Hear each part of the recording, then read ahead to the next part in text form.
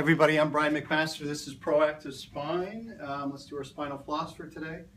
Feet straight, toes up, shift back, reach up as high as you can. Side bend one time either way, back to the center, rotate one time either way, back to the center, reach up and back, come forward and squat. Step to the side, turn your foot in, rotate your body in the opposite direction. Step back, step, turn your foot out, rotate your body in the opposite direction. Step back, foot turned in, body goes in the opposite direction. Step back, foot turned out, body goes in the opposite direction, step back. Our goal with that is to get the body working and aware of 3 dimensions and get everything integrating together so we can smoothly and easily transfer force throughout our body. Thinking about all the joints contributing to motion, being in their centered, low stress, neutral positions, and getting all the soft tissues contributing to motion so they all have to do their own little bit, not a ton, so we don't get these repetitive strain issues that add up and create more significant issues like major sprain strains or degenerative arthritis over decades of abuse. Okay, so today I want to talk a bit more about that and connect why me as a chiropractor, I talk so much about walking. Walking is a fantastic exercise. We don't have a lot of time for exercise. We have little windows to think about ourselves, and if we don't have something useful to do, we often just don't think about ourselves. I'm trying to tell you that there's benefit in these 5-second intervals to building up your ability, your awareness, your control over your walking cycle, because it can be a very efficient whole body exercise that reinforces how to move efficiently, which is low stress, but it also takes care of all your joints, and that's hugely important as a chiropractor to me.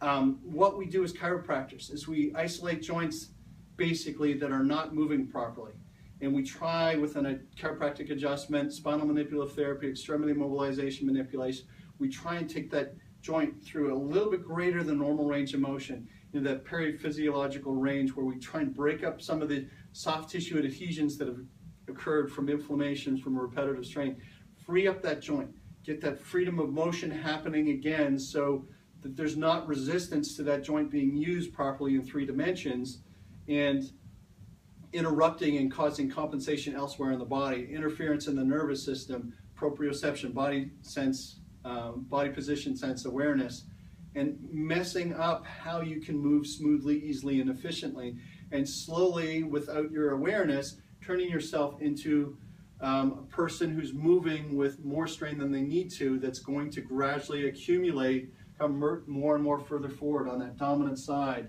more with your lower body, creating a repetitive strain injury that becomes very, very frustrating and interrupts your daily activities.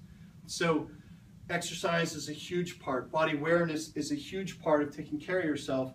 I feel as a chiropractor, getting the joints to move freely, which are tough to do on your own, it's a very valuable part of your health care.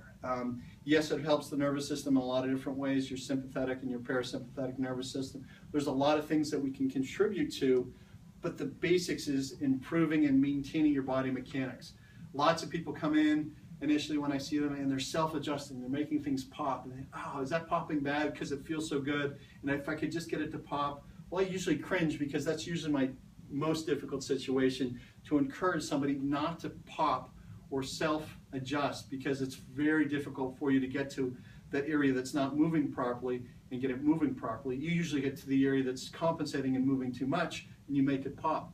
The problem is that it can feel good, so you think you're being successful, but it's only a temporary successful decrease in discomfort, and 10 minutes later you feel like you need to do it again, and that further creates that imbalance in function, that hypermobility at one segment, not enough movement in another segment. So what I try and encourage everybody to do is let someone else take care of the joint that feels like it needs to be adjusted, get it adjusted, and then do the 3-dimensional homework, the spinal flossing, the walking details, the exercises that are going to help bring your body back into a functional 3-dimensional movement organ, and all working together, not punishing certain areas. So chiropractic plays a definite role, I think, in everybody's healthcare, making them more aware of their movement of their joints, helping maintain the movement of their joints.